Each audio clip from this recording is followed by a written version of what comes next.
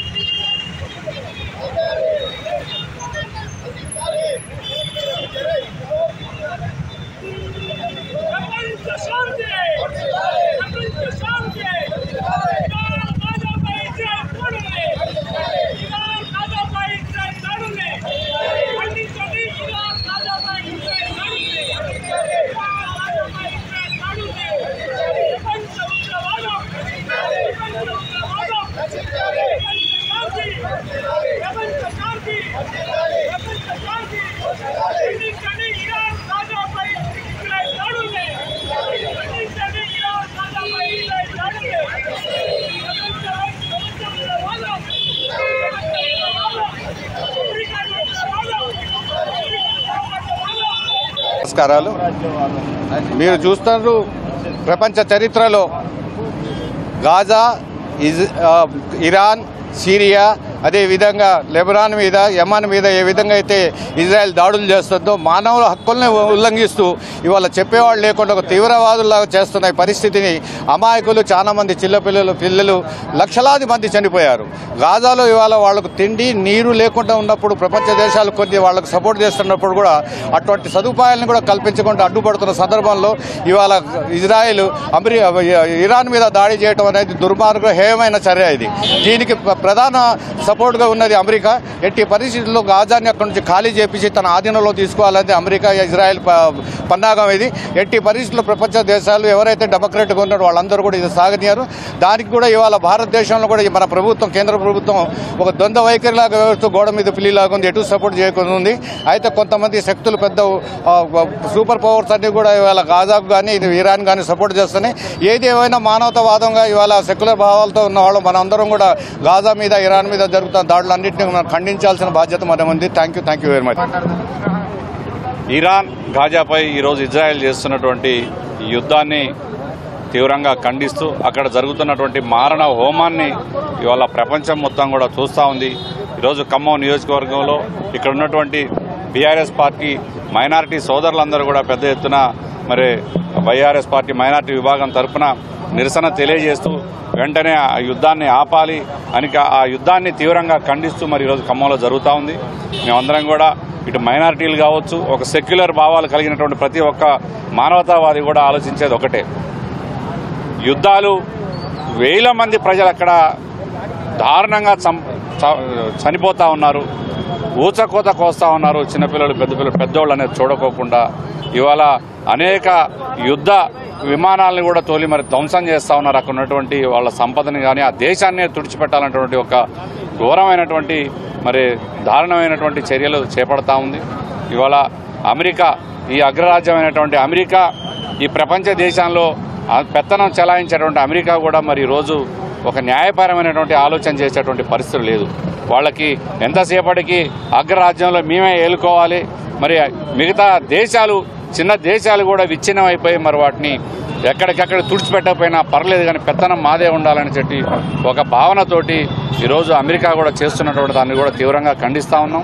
ముఖ్యంగా భారతదేశ ప్రధానమంత్రి కూడా దీని మీద మరి ఏదో ఒకటి మాట్లాడాలి. ఇక్కడ ఉన్నటువంటి సెక్యులర్ భావాలు కలిగినటువంటి ప్రతి ఒక్కరు కూడా ఎదురు చూస్తూ ఉన్నారు.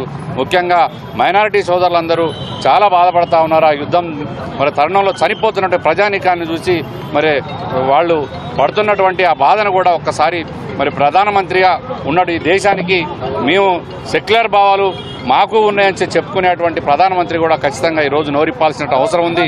ఆ యుద్ధాలని ఆపాల్సినటువంటి బాధ్యత కూడా ప్రధానమంత్రి చొరవ తీసుకొని మరి అమెరికాతో కూడా మాట్లాడి దాన్ని నిన్నటే ఆపే ప్రయత్నం చేయాలని చెప్పి కూడా మేమందరం కూడా బీఆర్ఎస్ పార్టీ తరఫున తీవ్రంగా మేము ఈ విషయాన్ని ఖండిస్తూ కోరటం జరుగుతూ ఉంది. జై అందరికీ నమస్కారం. ఈరోజు నగర బీఆర్ఎస్ మైనార్టీ విభాగం ఆధ్వర్యంలో నిరసన కార్యక్రమం చేపట్టినాం. ముఖ్యంగా ప్రపంచ దేశాల్లో అందరూ శాంతి సుఖ సంతోషంగా ఉండాలి అని అందరు భావిస్తారు.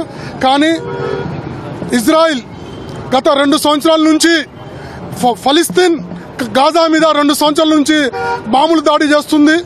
చిన్న పిల్లలతో సహా చాలామంది వేల మంది చనిపోయారు. ఈరోజు దాదాపు 60,000 మంది చనిపోయారు. కానీ ఈరోజు ఇరాన్ భయపెట్టడానికి ఇజ్రాయెల్ మీద 2 బాంబులు విసిరేస్తే అమెరికా అధ్యక్షుడు ట్రంప్ రాత్రి మీడియాలో వచ్చి ఇరాన్కి వార్నింగ్ ఇస్తున్నాడు. అయ్యా అమెరికా అధ్యక్షుడు నీకు కళ్ళు కనబడట్లేదా? 2 సంవత్సరాల నుంచి చిన్న పిల్లలతో సహా ఇవాళ ఫలిస్తీన్లో గాజాలో ఎంతో మంది చనిపోతారు. వాళ్ళకి ఇవాళ తిండి లేదు, నీళ్లు లేదు. అది పక్కన పెట్టి ఇవాళ ఇరాన్ 2 బాంబులు వేస్తే నువ్వు వార్నింగ్ ఇస్తున్నావా? ఇప్పుడైనా సరే ఐక్యరాజ్య సమితి కళ్ళు తెరిచి వెంటనే చర్య తీసుకోవాలి ఇజ్రాయెల్ మీద మరి అమెరికా మీద. జై తెలంగాణ. వ్యాపకంగా ముఖ్యంగా పేద మధ్యతరగతి దేశాల మీద అమెరికా వెన్నుదన్నుతోటి ఈరోజు ఇజ్రాయెల్ బెట్రేగిపోతున్న పరిస్థితి మనం గమనిస్తున్నాం. ఇప్పటికే గాజాపై తన దాడులు ముమ్మరం చేసి అమెరికా సపోర్ట్ తోటి గాజాని ఖాళీ చేయించి గాజా యొక్క మొత్తం మైదానాన్ని దేశాన్ని ఆక్రమించేసి దాని మీద పెత్తనం చెలాయిస్తున్న పరిస్థితి మొత్తం ప్రపంచ దేశాలు గమనిస్తున్నటువంటి పరిస్థితి. ఈరోజు ప్రజెంట్గా 4-5 రోజుల నుంచి చూస్తున్నట్టయితే గత 3 రోజుల నుంచి ఇజ్రాయెల్ అమెరికా యొక్క మద్దతుతోటి ఇరాన్పై ముఖ్యంగా దాడులు చేస్తూ అణు విద్యుత్ కేంద్రాల మీద అదేవిధంగా మిలిటరీ స్థావరాల మీద ఈ రోజు దాడులు చేసి భయభ్రాంతులకు గురి చేస్తున్న పరిస్థితి ఉంది.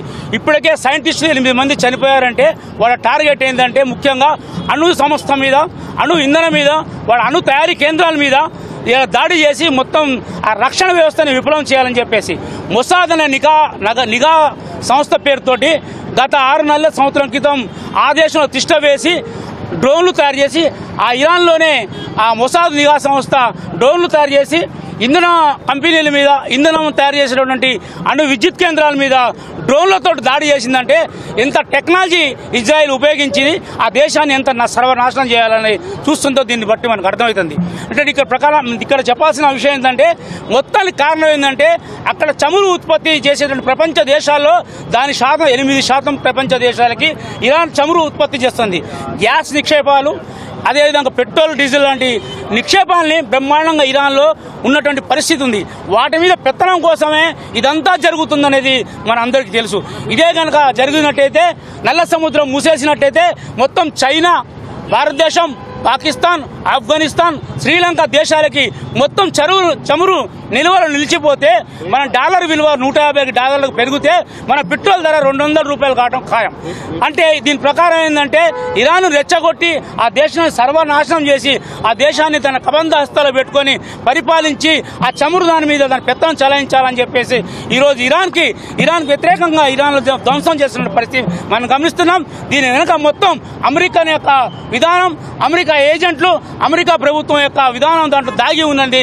దీన్ని బట్టి మనం అర్థం చేసుకోవాల్సింది ఏంటంటే అరబ్ కంట్రీలన్నీ ఏకమై ఈ ప్రపంచ పోలీసు అమెరికాకు వ్యతిరేకంగా నినదించినట్టయితే మన దగ్గర దాని ఎఫెక్ట్ మన భారతదేశంలో పడే ప్రమాదం ఉంది. కాబట్టి దీని వెంటనే శాంతి ఒప్పందం జరగాలి, ప్రపంచ దేశాలు కూర్చోవాలి, ఐక్యరాజ్య సమితి జోక్యం చేసుకోవాలి. ఐక్యరాజ్య సమితి జోక్యం చేసుకొని ఈ ఇరాన్ గాజాపై ఈ యొక్క ఇజ్రాయెల్ దాడుల్ని ఆపాలి. అట్లయితేనే మన దేశం మన యొక్క ప్రపంచవ్యాప్తంగా శాంతి నెలకొల్పదు తప్ప అంతే కొనసాగితే మాత్రం ఇప్పటికే పెట్రోల్ ధరలు పెంచడానికి కోసం కృషి చేస్తున్న పరిస్థితి ఉన్నది. కాబట్టి దీన్ని ఖండించాలి, ప్రపంచ శాంతి వర్ధిల్లాలని చెప్పేసి బీఆర్ఎస్ పార్టీ నినాదం చేస్తుంది.